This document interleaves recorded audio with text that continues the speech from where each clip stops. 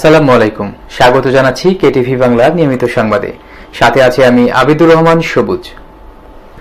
সংযুক্ত আরব আমিরাতের আবুধাবিতে আঞ্জুমানে খোদ্দামুল মুসলিমিন রাজধানী আবুধাবি শাখা ও মারকাজে আহলে সুন্নাতের যৌথ ব্যবস্থাপনায় মাসিক পোয়ারলভি শরীফ ও সংবর্ধনা অনুষ্ঠানের আয়োজন করা হয়।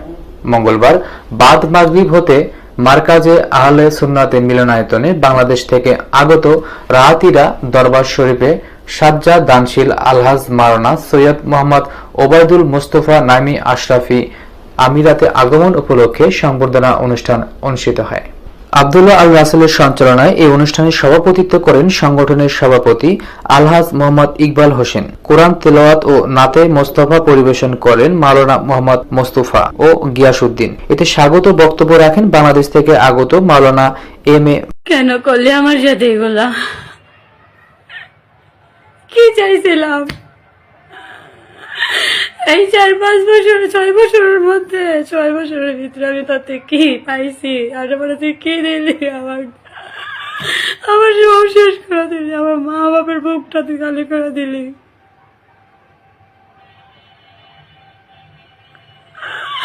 আমি তো থাকবো না, কিন্তু তুই তার দিয়ে ভালো থাকিস। কিন্তু তার একটা কথা কই, কখনো আর তুই নৌকায় পা দিয়ে চলিস না। যে কোনো একজনের ধর, একজনের সাথে থাক। তারা পাওয়া লেগে কিনে করলো, তুই আমার লোকে কেন এগুলা করলি? আমার মতো কেন একটা ভাইয়ের শেষ করলি? দেখ, এই ছবিগুলো আমার চোখের সামনে যতবার আমি দেখতেছি ততবার আমি শেষ হয়ে যেতেছি।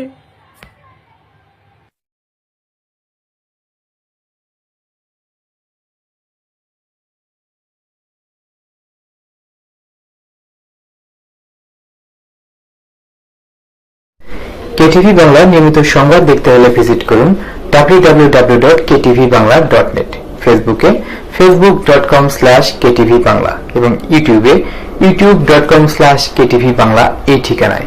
সবার আগে সর্বশেষ সংবাদ জানতে চোখ রাখুন কেটিভি বাংলার পর্দায় এবং চ্যানেলটি সাবস্ক্রাইব করতে ভুলবেন না।